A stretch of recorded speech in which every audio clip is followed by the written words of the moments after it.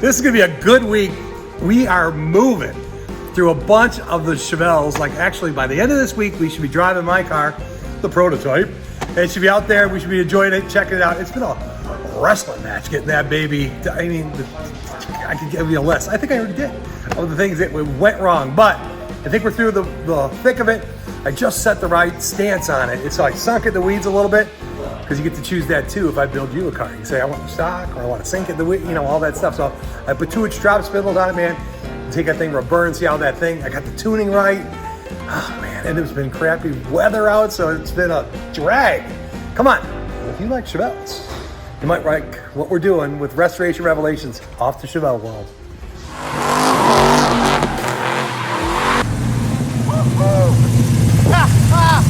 Man, it's just a cool car. Wait till you see what I'm gonna do to it. It ain't even fast yet, baby.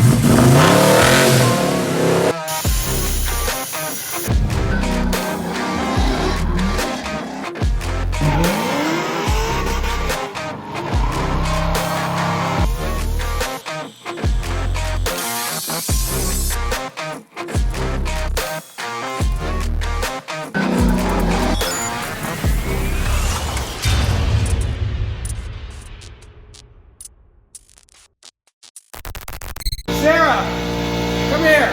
There you go. Look at you. Sarah.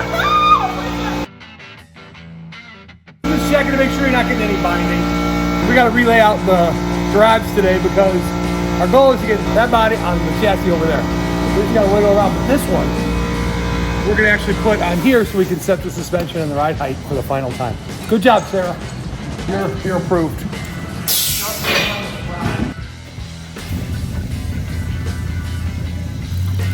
Man, it's a good day when the 1969 prototype rolls off of the stinking two-post lift, and we're going to get a chance to get that bad boy outside, do some lot driving, figure out what else we want to change, right?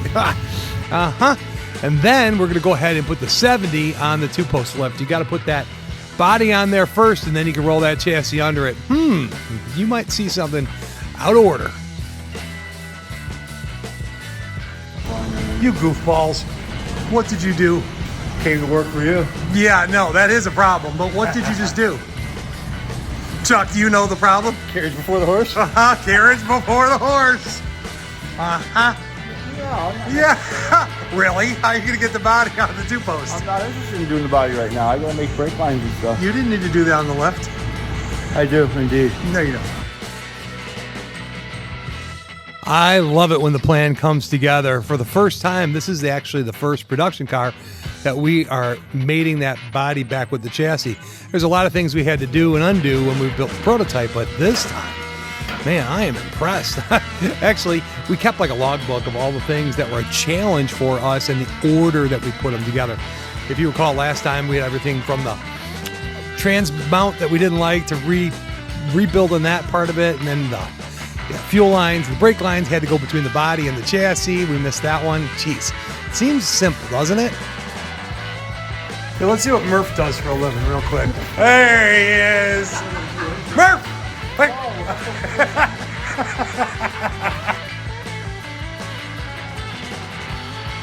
Joe, one of the new guys on the A-team. That's kind of cool. A-team, because not that we're the better part of the shop. We work on A-bodies. Next, that one comes apart. 3. And that one comes apart. Then that one comes apart. Then that one comes apart.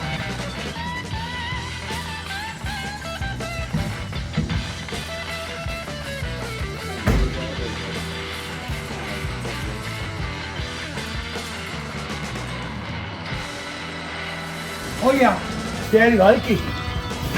Oh yeah, wow. Shazette, man. I'll put like a half-inch spacer in there and be done. No, you won't. No, not even. Look. I look. It's nice. You got your fittings are tight. Boy, it seems like I've seen this somewhere before. Oh, because it looks just like that one. Except for it's got the automatic transmission transmount. That's about the only difference, Jeffrey. Oh yeah, we clipped the back wings. Yeah. So the only things we did that were different on number 2, the number 1 under here, is we actually made the cross member fit the first time. So hopefully we don't have to take this body back off of the chassis. And then we actually clip the bat wings right here to bring them in just a little bit tighter, which gives us just a little bit better access for our exhaust. Ouch. Watch out for the lift, it can hurt your head. And then, Gives us a little bit better clearance. The exhaust, it has to run right through there. Very cool. All right, let's get back to focusing on that 1969 Orange Crush. Oh yeah, love that car. This is our third time rolling it outside to see the sun and give it a run for its money. So we had a little bit of wiring issue with the thermostats, where the sensor went bad right out of the factory. And then we had a double check on a wiring schematic for the automatic turn on of the fans themselves. The fans are loud. I'd really like to moderate the sound, so they make a variable voltage like regulator that you could put in the circuit in the loop for the fans, because you ever been in the car and the old hot rods are real loud, the fans.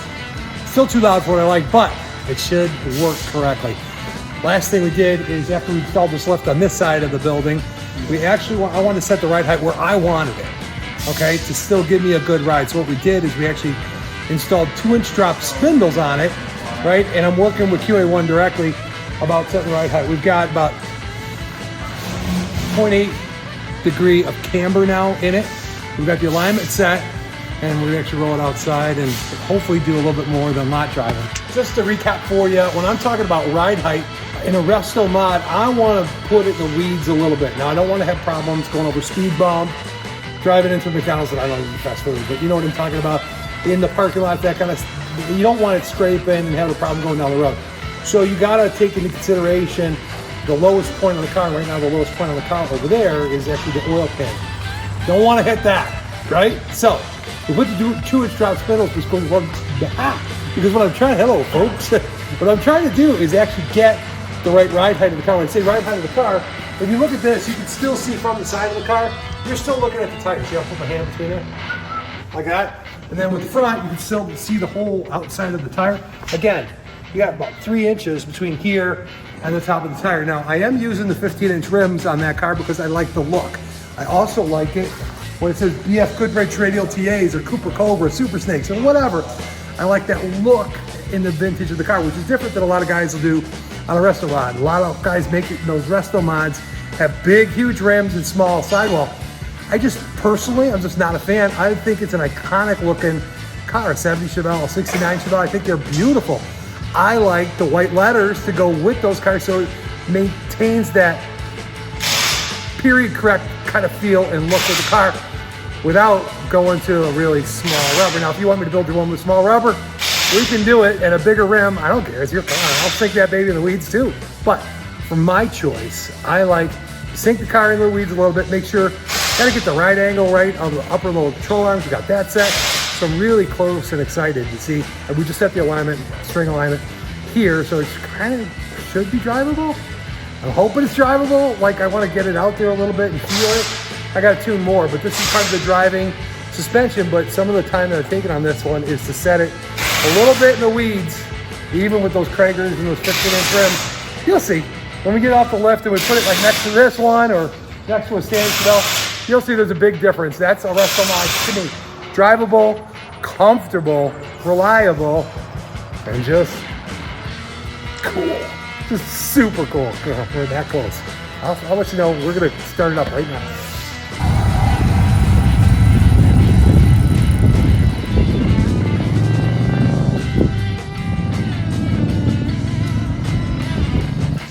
I don't look so happy, do I?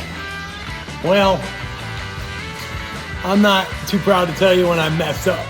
So anyways, I put the 525 horsepower in my Chevelle, and when we sunk it in the weeds, the oil pan that I selected for it, it's sitting too low. You know, when I went on my test ride, I mean, I knew it was gonna be close, but as it, you know, what happens is you put the new springs, that kind of stuff, and you go out there, and I had some clearance with it. I thought maybe it'd be okay.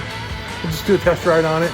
But as it kind of sunk a little bit more, and that was way too low. In fact, I actually maybe scraped it just a little bit on the oil pan, took a nice little gouge out of it. Not the end of the world. Thank God it's not your car, it's mine, right? So anyways, I had to expedite in a new oil pan, but the only way you get to put in a new oil pan because the motor's got to come out. It's not good. Anyways, you know what? We'll get through it. The good news is on the first one, you always redo stuff. It's just the way it goes.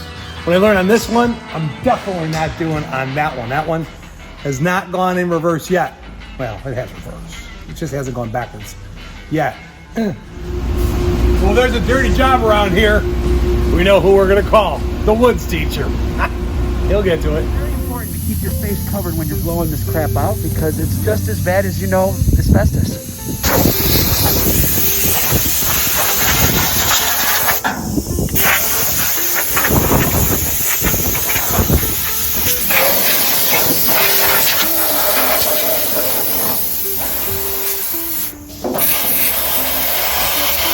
Anybody ask for a dust bowl? It burns! It burns! I'm melting! Oh, what a world! What a world! Wow. Right? Well, it's that and you feel it. Oh, I know. It's feathered. I know. As it comes out, you feel a little lip right there. Look at this. Look at this side. It's even worse. So that means basically the tires are sliding. They're not really actually just rotating. They're actually sliding. And that comes from, man, that can come from a myriad of things, right? Oh, wow. I mean, right? Way off.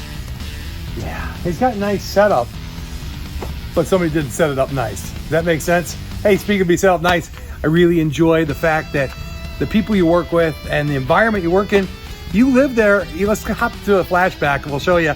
Just dancing through the day, man. There's always something to do, right? Good people make good cars, good products. Gotta have a good team. Come on, check it out.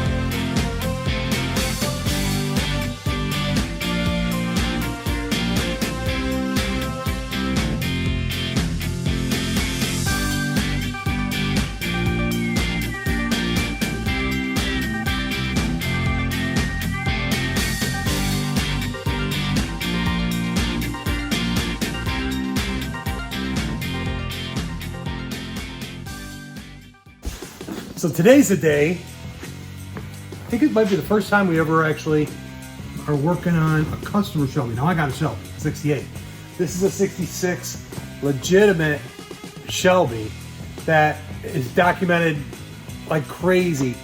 And what we're doing is we're going the infrastructure of the car a little bit to tie it back together.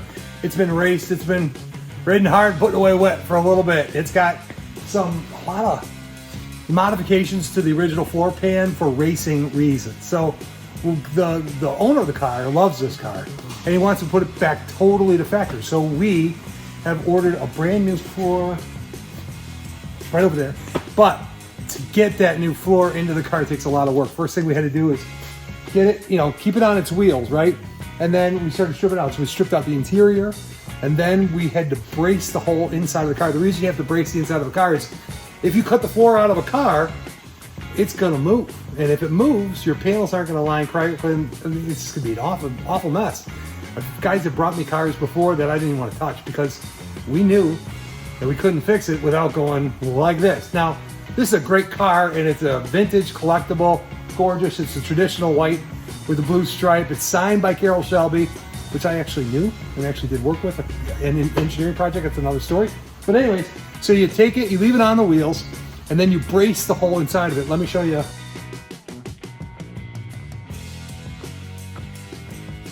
That'll give you a good idea. The reason you brace it again, remember, we don't want it to move like this. Then you can start pulling the whole suspension out of it. So right now what's got to happen, you've got to pull the engine, transmission. As you can see, the rear end is already out of it. It's over there. And you just start taking it apart piece by piece, and we'll get ready to put the new floor pan in it, which has the rails integrated because it's a unibody car.